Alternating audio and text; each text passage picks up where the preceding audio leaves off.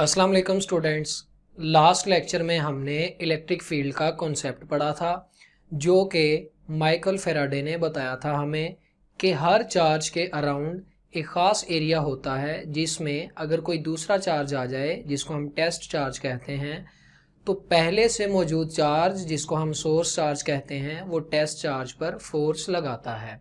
और उसने चार्ज के अराउंड फील्ड को ऑब्जर्व करने के लिए एक यूनिट पॉजिटिव चार्ज को यूज़ किया था। माइकल फैराडे ने उस इलेक्ट्रिक फील्ड को रिप्रेजेंट करने का तरीकाकार जो है उसको वाज़ह किया, जिसको हम आज स्टडी करेंगे। फैराडे ने यह कहा कि हम इलेक्ट्रिक फील्ड को आम आंख से या किसी और चीज़ की मदद से नहीं देख सकते, चाहे हम माइक्रोस्कोप या टेलीस्कोप जो मर्जी यूज़ कर लें, हम इलेक्ट्रिक फील्ड को देख नहीं सकते।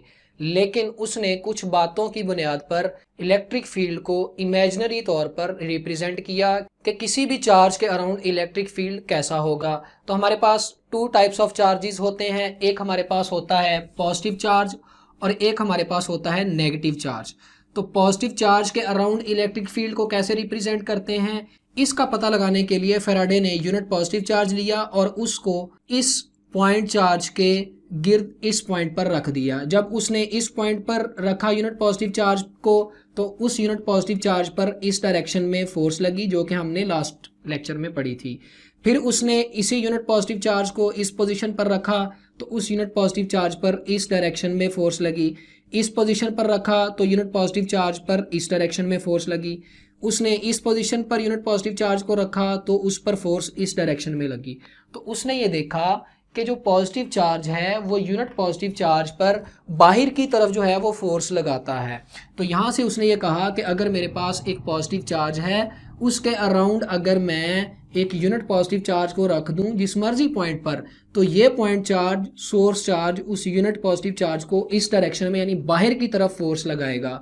तो यहाँ से उसने कहा कि अगर हमारे पास ये पॉजिटिव चार्ज है तो इसके अराउंड जो है ये इलेक्ट्रिक फील्ड लाइंस हैं, यानी उसका इलेक्ट्रिक फील्ड है। इसकी इलेक्ट्रिक फील्ड लाइंस जो हैं वो आउटवर्ड होंगी, यानी पॉजिटिव चार्ज से बाहर की तरफ इनको लूँगा, इसलिए कि पॉजिटिव चार्ज के अराउंड जब यूनिट पॉजिटिव चार्ज को रखा जाता है तो उस पर जो फोर्स है वो बाहर की तरफ लगती है। तो ये हमारे पास पॉजिटिव चार्ज का इलेक्ट्रिक फील्ड है, जो कि हमारे पास इमेजिनरी लाइंस होती हैं और इनको हम आम आंख से देख नहीं सकते। अब अगर मैं यहाँ पे इनको देखूँ तो इलेक्ट्रिक फील्ड लाइंस जो हैं वो रेडियली आउटवर्ड हैं। रेडियली का मतलब ये है कि देखें ये जो लाइंस हैं ये स्फेरिकल सरफेस की फॉर्म में है, तो इस स्फेरिकल सरफेस का रेडियस होगा। लेट्स सपोज अगर मैं ये वाली एक लेंथ ले लेता हूँ, ये वाली लेंथ, तो ये उस स्फेयर के रेडियस के अलॉन्ग लाइन है। अगर मैं इस पॉइंट की बात करता हूँ तो यहाँ पर ये लाइन जो है ये भी उस स्फेयर के रेडियस के अलॉन्ग है। तो आप जिस मर्जी लाइन को ले लें वो इस स्फेरिकल टाइप जो आपके पास साइड पे फील्ड बन रहा है उसके रेडियस के अलॉन्ग लाइंस होंगी। तो पॉजिटिव चार्ज के केस में इलेक्ट्रिक फील्ड लाइंस जो हैं वो आउटवर्ड होती हैं और रेडियस के अलॉन्ग होती हैं, इसलिए हम उनको रेडियली आउटवर्ड कहते हैं। उसके बाद उसने यही कॉन्सेप्ट जो था ये नेगेटिव चार्ज के लिए भी बताया कि अगर मेरे पास एक नेगेटिव चार्ज है, इसको सोर्स चार्ज उसने कहा, और उसने कहा कि इसके अराउंड एक ख़ास एरिया होगा जिसमें अगर मैं यूनिट पॉजिटिव चार्ज को ले आऊँ तो वो उस पर फोर्स अप्लाई करेगा।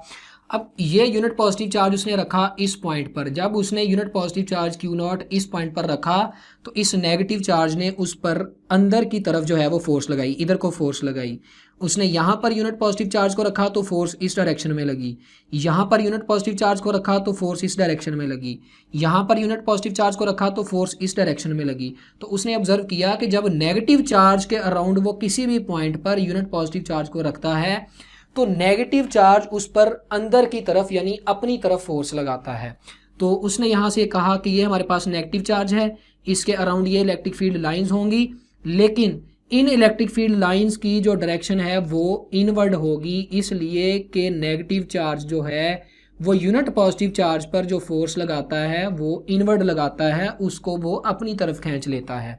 और यहाँ पे हमारे पास जो हैं वो इलेक्ट्रिक फील्ड लाइंस हैं रेडियस के अलॉन्ग ही, लेकिन पॉजिटिव के केस में वो आउटवर्ड थी, यहाँ पे वो इनवर्ड हैं, इसलिए हम कहते हैं कि नेगेटिव चार्ज के केस में लाइंस रेडियली इनवर्ड होती हैं। तो अब हम इस पोजीशन पर हैं कि हम इलेक्ट्रिक फील्ड लाइन को डिफाइन कर सकते हैं।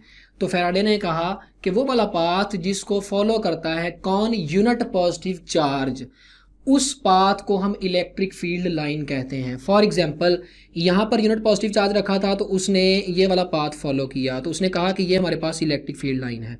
यहाँ पर यूनिट पॉजिटिव चार्ज रखा तो उसने ये वाला पाथ फॉलो किया, तो उसने कहा कि ये हमारे पास एक इलेक्ट्रिक फील्ड लाइन है। इस तरह different points per unit positive charge को रखने से वो यूनिट पॉजिटिव चार्ज जो है वो पाथ जो फॉलो करता है उसे हम इलेक्ट्रिक फील्ड लाइन कहते हैं।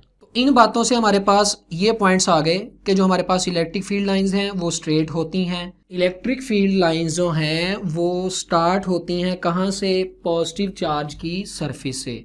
ये पॉजिटिव चार्ज की सरफेस से लाइंस जो हैं वो स्टार्ट हो रही हैं, और इन लाइंस को देखें ज़रा, इन लाइंस का सरफेस के साथ ये वाला एक एंगल है जो कि हमारे पास 90 डिग्री है। और नेगेटिव चार्ज के केस में लाइंस जो हैं वो एंटर होती हैं और वो चार्ज की सरफेस पर टर्मिनेट हो जाती हैं, और अगर किसी भी पॉइंट पर हम एंगल देखें तो वो 90 के एंगल पर एंटर हो रही होती हैं। तो इलेक्ट्रिक फील्ड लाइंस जो हैं वो स्टार्ट होती हैं सरफेस से, कितने एंगल पर? 90 से, पॉजिटिव चार्ज के केस में, और नेगेटिव चार्ज में वो टर्मिनेट होती हैं नेगेटिव चार्ज की सरफेस पर, कितने एंगल पर? 90 के एंगल पर। अब इस फिगर और इस फिगर को देखें ज़रा, इनमें इलेक्ट्रिक फील्ड लाइंस जो हैं दोनों में वो चार्ज की सरफेस के नज़दीक अगर मैं देखूं तो वो क्लोज हैं, यानी उनके दरमियान में डिस्टेंस जो है वो कम है। लेकिन जैसे जैसे वो चार्ज से दूर जा रही हैं उनके दरमियान में जो स्पेसिंग है वो स्पेसिंग जो है वो बढ़ती जा रही है। अब इस केस में देख लें, इलेक्ट्रिक फील्ड लाइंस चार्ज के नज़दीक क्लोज हैं, और जैसे जैसे मैं चार्ज से दूर जाता हूँ स्पेसिंग बढ़ती जाती है लाइंस की। तो हमने कहा कि लाइंस जो हैं वो क्लोज होती हैं नियर चार्ज, और जैसे जैसे हम दूर जाते हैं चार्ज से तो लाइंस जो हैं वो स्प्रेड होती जाती हैं। तो चार्ज के नज़दीक इलेक्ट्रिक फील्ड लाइंस का रश जो है वो ज़्यादा होता है, और जैसे जैसे हम दूर जाते हैं तो इलेक्ट्रिक फील्ड लाइंस का जो रश है वो कम होता जाता है, इसलिए कि इलेक्ट्रिक फील्ड लाइंस जो है वो दूर दूर होती जाती हैं। इसके बाद फैराडे ने यह कहा कि अगर मैं किसी भी पॉइंट पर इलेक्ट्रिक फील्ड की मैग्नीट्यूड पता करना चाहता हूँ तो उसके लिए मैं यूनिट एरिया लूँगा। यूनिट एरिया मीन्स ऐसी सरफेस जिसका एरिया जो है वो 1 मीटर स्क्वायर होगा। उसने कहा मैं उस यूनिट एरिया को परपेंडिकुलरली रखूँगा, कहाँ पर? उस चार्ज के नज़दीक जिस पॉइंट पर मैं इलेक्ट्रिक फील्ड की मैग्नीट्यूड को स्टडी करना चाहता हूँ। उसने कहा जिस पॉइंट पर मैं यूनिट एरिया को रखूँगा अगर वहाँ पर नंबर ऑफ लाइंस किसी दूसरे पॉइंट की निस्बत ज़्यादा गुजर रही हैं तो उस पॉइंट पर इलेक्ट्रिक फील्ड की मैग्नीट्यूड जो है वो ज़्यादा होगी। फॉर एग्जांपल मैं कहता हूँ कि ये मेरे पास यूनिट एरिया है और इस मार्कर को मैं इस चार्ज के अराउंड इस पोजीशन पर रखता हूँ। जब मैं यहाँ पर परपेंडिकुलरली रखता हूँ तो इस यूनिट एरिया में से टोटल 3 लाइंस गुजर रही हैं, लेकिन अगर मैं इस मार्कर को यहाँ से उठा के इस पोजीशन पर ले जाता हूँ तो इस मार्कर में से, इस एरिया में से सिर्फ एक लाइन जो है वो पास कर रही है। तो इस पॉइंट पर हमारे पास इलेक्ट्रिक फील्ड की मैग्नीट्यूड ज़्यादा होगी। क्यों? क्योंकि नंबर ऑफ़ लाइंस ज़्यादा गुजर रही हैं, और यहाँ पर नंबर ऑफ़ लाइंस कम गुजर रही हैं, लिहाजा यहाँ पर इलेक्ट्रिक फील्ड की मैग्नीट्यूड जो है वो कम होगी। तो उसने कहा नंबर ऑफ़ लाइंस पर unit area passing perpendicularly through an area is proportional to magnitude of electric field, यानी जितनी ज़्यादा नंबर ऑफ़ लाइंस होंगी उतना ज़्यादा जो है वो आपके पास इलेक्ट्रिक फील्ड की मैग्नीट्यूड होगी। तो इस बात से हमारे पास 2 पॉइंट्स आ गए कि इलेक्ट्रिक फील्ड जो है वो स्ट्रॉन्ग होता है नियर चार्ज। क्यों? इसलिए कि वहाँ पर यूनिट एरिया को रखें तो वहाँ पर ज़्यादा लाइनें गुजर रही होती हैं, और जब हम दूर जाते हैं तो नंबर ऑफ़ लाइंस जो है वो कम हो जाती हैं। तो इलेक्ट्रिक फील्ड स्ट्रॉन्ग होता है नियर चार्ज, और जैसे जैसे हम चार्ज से दूर जाते हैं इलेक्ट्रिक फील्ड जो है वो वीक होता जाता है।